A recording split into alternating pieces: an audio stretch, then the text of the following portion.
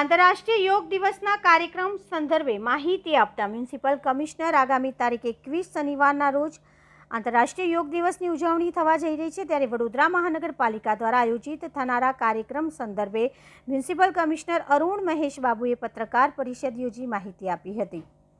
વડાપ્રધાન નરેન્દ્ર મોદીના માર્ગદર્શન હેઠળ સમગ્ર વિશ્વમાં વિશ્વ યોગ દિવસની ઉજવણી કરવામાં આવતી હોય છે, ત્યારે આ વર્ષે પણ રાજ્ય સરકારની સૂચના અનુસાર વડોદરા મહાનગરપાલિકાના યોજાનારા યોગ દિવસની ઉજવણીના સંદર્ભે પત્રકાર પરિષદ યોજી મ્યુનિસિપલ કમિશનરને માહિતી આપી હતી। વડોદરા શહેરમાં કુલ 36 જગ્યા ઉપર આ વખતે આયોજન કરવામાં આવ્યું છે। ખાસ કરીને ચોમાસાની સિઝન ચાલી રહી છે, ત્યારે વરસાદને ધ્યાનમાં રાખીને તમામ પ્લાનિંગ કરવામાં આવ્યું છે। આ કાર્યક્રમમાં સામાજિક સંસ્થાઓ, શૈક્ષણિક સંસ્થાઓ, NGO, યોગ સાથે સંકળાયેલ તમામ સંસ્થાઓ સાથે રાખી વધુમાં વધુ લોકો યોગ દિવસની ઉજવણીમાં જોડાય તે પ્રકારનું આયોજન વડોદરા મહાનગરપાલિકા દ્વારા કરવામાં આવી રહ્યું છે, તેની વધુ માહિતી મ્યુનિસિપલ કમિશનરે આપી હતી।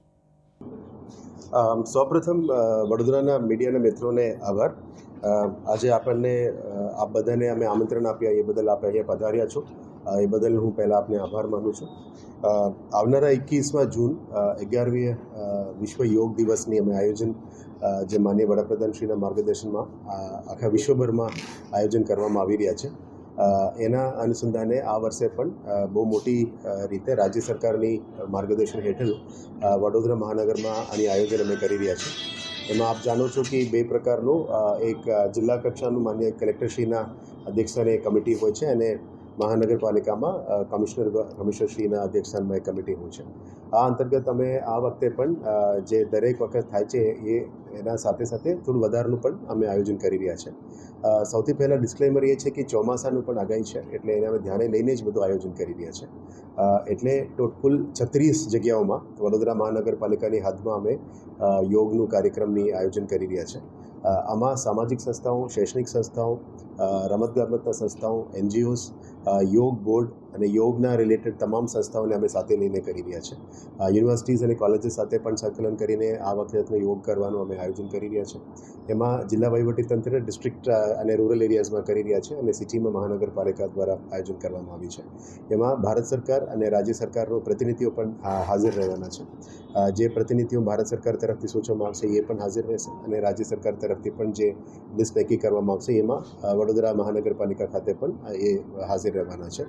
આ સિવાય અમે તમામ પદાધિકારીઓ, અધિકારીઓ, સિટીના અધિકારીગણ, આ સિવાય સામાજિક સંસ્થાઓ, ધાર્મિક સંસ્થાઓ, શૈક્ષણિક સંસ્થાઓ અને NGOs જે યોગ સાથે જોડેલા છે, કારણ કે આ બધા જાણો છો કે યોગ અત્યારે એક મોટું વિશ્વભરનું એક મોમેન્ટમ થઈ ગયું છે અને એક મૂવમેન્ટ થઈ ગયું છે, જે યોગના કારણ ફિટ ઇન્ડિયા મૂવમેન્ટના ભાગરૂપે પણ હમણાં જ લગભગ અઠવાડિયા પહેલાં યોગનું એક શિબિર અમે આયોજન કરવામાં આવ્યું હતું યોગ બોર્ડ દ્વારા।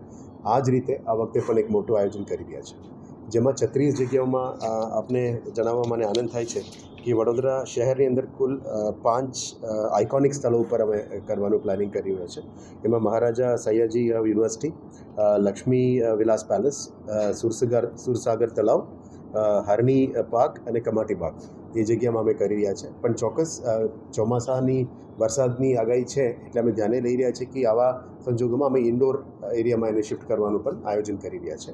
એમાં યોગ બોર્ડ અને યોગ સંસ્થાઓ જે વડોદરામાં એક્ટિવ છે એને પણ સાથે લઈને કામગીરી કરી રહ્યા છે।